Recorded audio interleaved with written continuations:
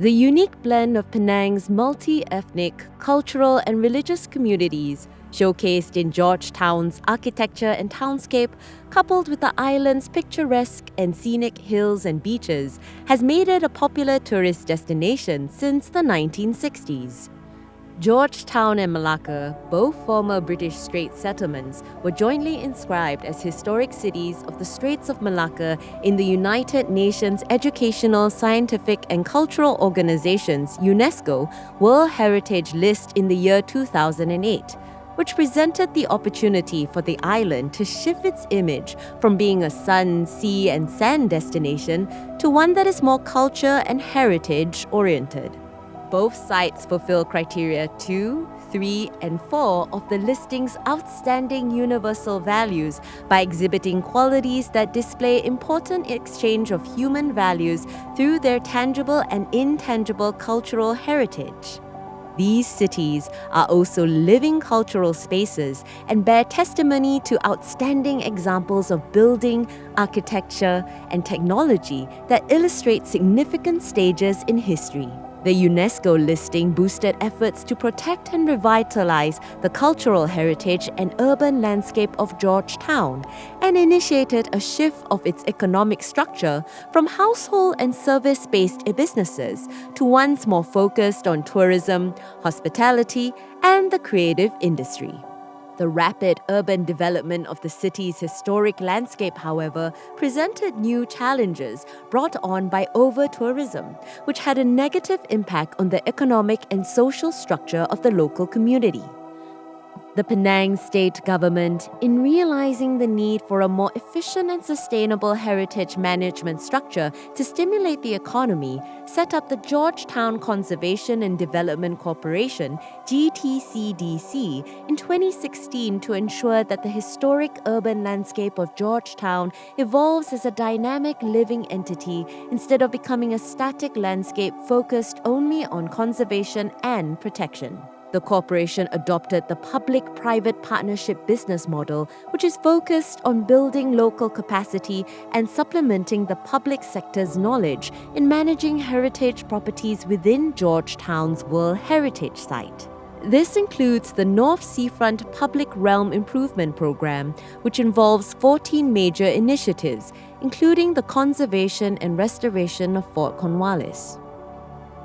If you take a look at the Georgetown Strategic Master Plan, in that you'll see an axiometric, an aerial vision of what we see the future could look like on the North Sea front. At one end you have Dewan Sri Penang and the reorganisation of the food stalls on the Esplanade. You have the upgraded fountain garden and the restored civic buildings. You have the Kota Padang, already been upgraded. You have the new seawall. And then you have Fort Cornwallis to the left, which has a reinstated moat on all four sides. Many of the old buildings have been reinstated. Adjacent to that, on the other side, you have a cruise terminal, which has already been upgraded. And over time, we anticipate that when people come off the boat, almost the first thing they'll do is head straight to the fort. At a larger level, by reinstating and investing in the public realm in Penang, what we're actually doing is we're enhancing its overall livability. And what we do know is that there is a strong connection between the livability of a place, the type of talent and skills that it attracts, and from that the types of firms and investment it can also attract. So there are multiple reasons why this project is significant to the state of Penang. A sequence of national, state, and local level statutory and non-statutory plans, laws, and regulations govern the development and administration of sites within the Georgetown World Heritage Core and Buffer Zones, within which the North Seafront and Fort Cornwallis are located. The Malaysian planning system is similar to the Australian and the British system in that you have a hierarchy of plans. At the highest geographic level, you have something called the National Physical Plan, which is driven by an entity called Plan Malaysia. The next level down is what we would call a state structure plan. Again, that is developed by Plan Malaysia. At the next level, we have a local area plan. And in some circumstances, in areas that have special qualities, the regulations allow for something called a special area plan. And Georgetown has a special area plan. And then within that, we have the North Seafront Plan, which is not actually a statutory document or a statutory plan. It's a plan to guide the interventions that organisations like the Georgetown Conservation and Development Corporation are implementing. But beneath that, or within that, we have something called the Conservation Management Plan for Fort Cornwallis, and that is a statutory document that is endorsed by the National Heritage Department. The layout of the North Seafront remains largely intact over the course of 200 years and is a typical layout of a British port city with a fort, parade ground, and civic and government buildings.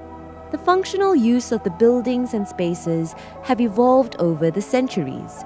Today, it is one of the few green public spaces in Georgetown which serves people from all segments of society, as it undergoes major refurbishment over the next few years to reinforce features that sustain Georgetown's World Heritage listing.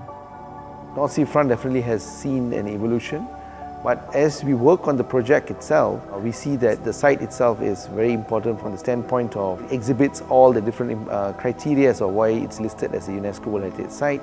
We are in that process to understand how is it that we can go about to bring back to his historical importance. One of the things as a World Heritage Site, the process that we are going through is actually to strengthen the reasons why this site has been listed. And as part of that journey, we are working with the government to see how we can bring back the period to the period of highest significance. The period of highest significance for buildings being renewed, conserved, or rehabilitated along the North Seafront are determined by studying the uses of the different assets over time.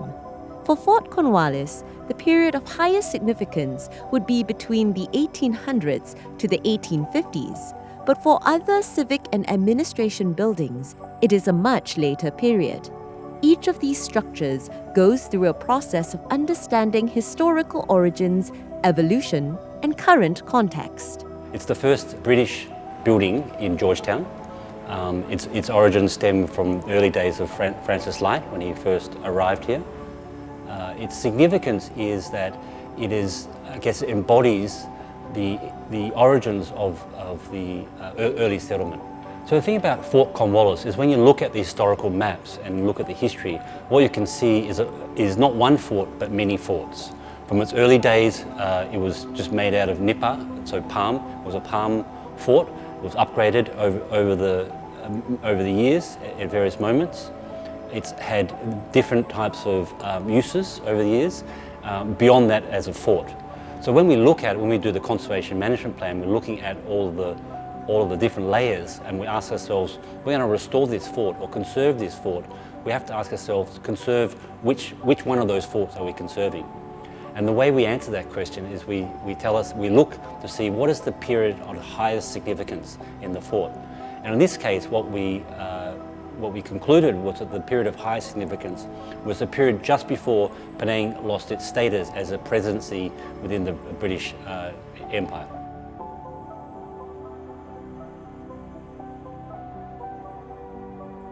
We are fortunate that we have a large number of historical images that has been a guide towards understanding the sites.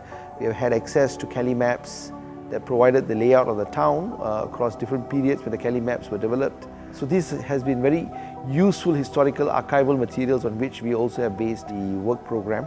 But beyond that, we also went through the process of discovery, particularly through archaeological digs, understanding the layouts and also how the functional uses of the space existed, because a lot of them have changed the course of history by virtue that they have gone through different managements. In the process of changing over and so on, new functional uses has been merged, and also its role in the city itself also have evolved.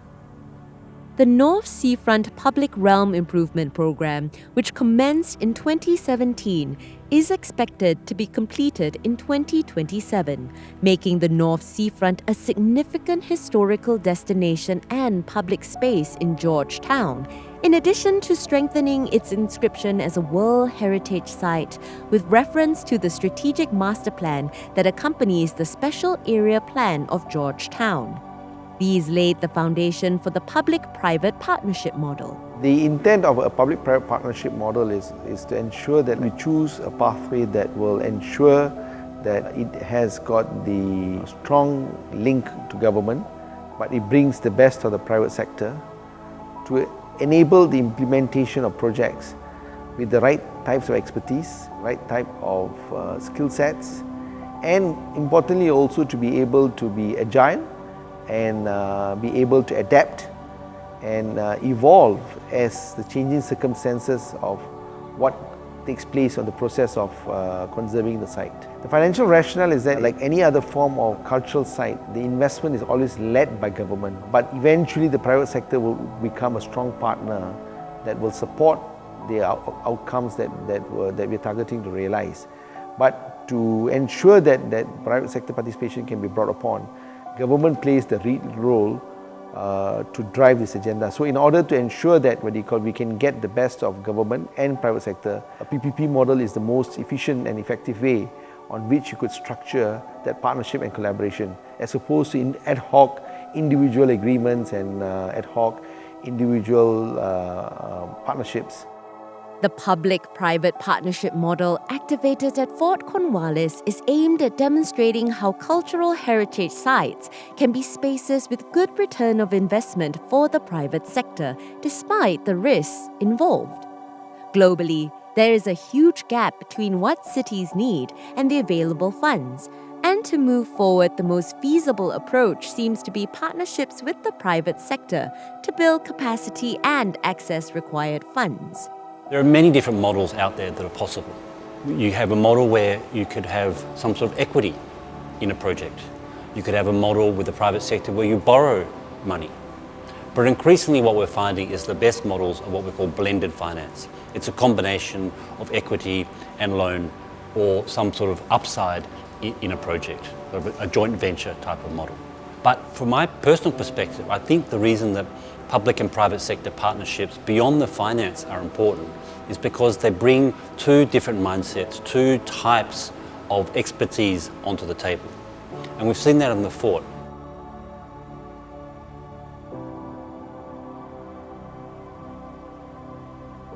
Penang Chief Minister Incorporated, CMI, holds a 51% stake in the Georgetown Conservation Development Corporation, GTCDC, while ThinkCity holds the remaining 49% share.